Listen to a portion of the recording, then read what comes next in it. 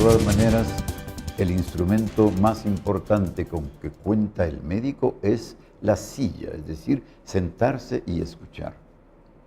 Pero me ibas a hacer otro comentario, una pregunta. Sí, exactamente. Para seguir en esta línea, ¿verdad? Porque obviamente cuando cambian, antes la mujer no tenía derechos, no tenía acceso, ahora hay más médicos, hay más abogados, etcétera. Ahora, resulta también de que hay quien señala que ese machismo ahora se ha vuelto un feminismo. Entonces, por ejemplo, una institución que antes podría pensarse que se beneficiaba del machismo era el divorcio.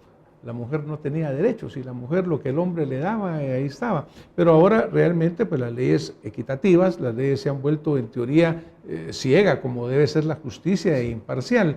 Pero por otro lado se señala también de que hay una excesiva protección a la mujer en contra del hombre, en este caso, que la ley debería ser similar para ambos. Pero hablábamos contigo aún de casos, digamos, en Luxemburgo, en otros países europeos, en los cuales las leyes son tan duras contra el hombre en el caso del divorcio, que es prácticamente sumamente difícil o imposible. Sí, hay hombres que se han quedado en la calle cuando se divorcian. La protección es total para la mujer y ellas lo saben también. En España, te quería decir que en la época de Francisco Franco era prohibido el divorcio.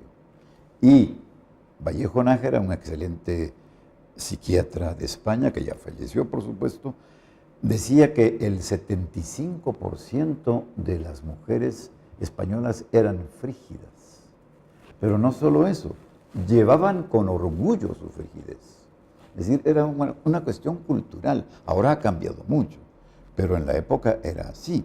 Esto quiere decir que el machismo no solo existe en América Latina. Se dice que los mexicanos, no se te olvide que la forma peyorativa como se menciona a una mujer en México es fea. Les dicen viejas a las mujeres, si tienen 18, 20, 30 o 40 años. Y en Chile les dicen cabras.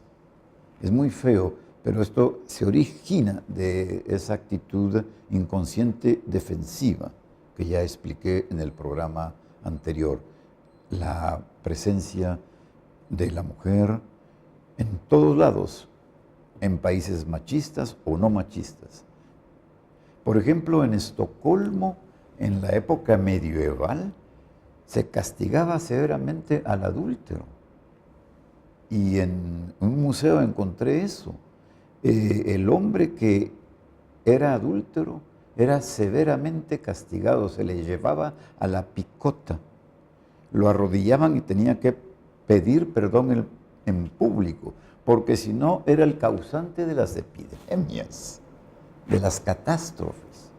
Entonces era muy difícil esa forma de comportarse ya en la época medieval.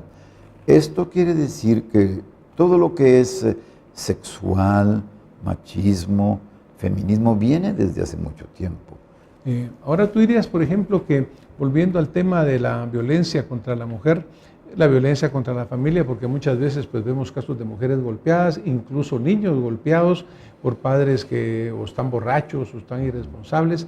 ¿Cuál dirías tú que es el mecanismo mental de ese padre? ¿Qué es lo que está queriendo demostrar cuando toma esa actitud y golpea a la mujer? ¿Es un resentimiento a la sociedad? ¿Qué crees tú que es lo que está queriendo demostrar en este caso macho cuando toma esa actitud? Tiene muchas explicaciones, diría yo. Falta de educación, desconocimiento, irrespeto, patología psiquiátrica, psicopatía, el alcoholismo es muy frecuente. Abascal hizo un precioso cuadro, un óleo. Abascal murió en 1984 u 81 y hizo un cuadro en torno al alcoholismo, el beber mucho, y entonces cuando uno bebe sale esa parte necrófila en algunos sujetos. En el vulgo, el término popular que se dice mal trago, es mal trago. Es decir, que puede salir una psicosis que está por ahí escondida, o una psicopatía y, como tú decías, enormes frustraciones del hombre.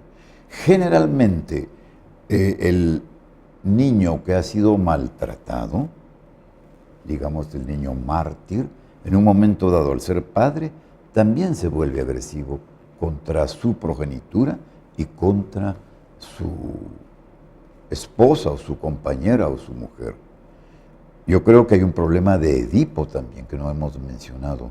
El Edipo es la identificación, el primer amor que el individuo tiene con el padre del sexo opuesto, es decir, nosotros los hombres con la madre y las mujercitas con el padre. Y esto decide mucho. Por el Edipo triunfó Miguel Ángel Asturias, por ejemplo, porque adoraba a su madre. Y lo dice en Leyendas de Guatemala, dedica así a mi madre que me contaba cuentos. Y cuando le escribía él a su madre, siempre le estaba dando consejos de que se cuidase. Y de su padre no hacía mucha mención, le decía don Ernesto, ni siquiera el papá. Y por ejemplo, en el señor presidente está el problema del Edipo, cuando habla él del Pelele, que era un retrasado mental, y cuando le gritaban madre, imagínate tú, se enfurecía, mordía, pateaba, escupía el Pelele. O sea que todo eso tiene una explicación que no es suficiente en este momento, porque sería muy extenso lo que tendría que decir. Pero sí hay razones profundas y una agresividad de gente agresiva que por X, Y o Z causas se vuelven violentos. Porque también la fuerza del hombre es grande. La mujer tiene esa belleza y un cierto grado de fragilidad, pero eso es hormonal, no es una cosa patológica. Creo que hay muchas razones para eso. Ahora, dirías tú que parte de la clave en esto reside, digamos, cuando Sor Juana Inés de la Cruz dice, hombre necios que acusáis a la mujer sin razón. Sí. La mujer, pues obviamente hemos visto la paternidad irresponsable, podríamos llamar la maternidad irresponsable por múltiples causas. Sí. Sabemos de que muchas niñas adolescentes quedan embarazadas y hemos visto casos, tú me mencionabas, hasta de 8 años en la historia. En la historia de ginecología y obstetricia. Ginecología, ¿verdad? Niñas de 14, sí, 15 años que tienen varios hijos. Pero ahí el tema principal, obviamente, del lado del hombre, el machismo, pero de parte de la mujer, la educación sexual. Porque yo creo que cuando tú mencionas de repente aquí, se me voy a decir algunas palabras que pueden sonar un poquito pesadas, duras o feas, pero nosotros tenemos que hablar con claridad. Sí. Las mujeres, las niñas guatemaltecas tienen que oír con claridad sobre lo que es la educación sexual, porque es la única forma que ellas verdaderamente pues, pueden evitar también esta parte. 2 comentarios. La educación sexual casi es inexistente en el mundo. Cuando nosotros creamos la Asociación de Sexología en Luxemburgo, uno de los miembros, el distinguido doctor Alzan, Honoré Alzan, dijo, ya era tiempo, es urologo el doctor, ya era tiempo, porque en realidad, aún en ese país tan desarrollado, yo considero que es uno de los países más ricos del mundo y además la sede de la Unión Europea, una de las sedes, está Estrasburgo y Bruselas. En ese país no hay educación todavía y lo que queremos hacer nosotros es ir a las escuelas.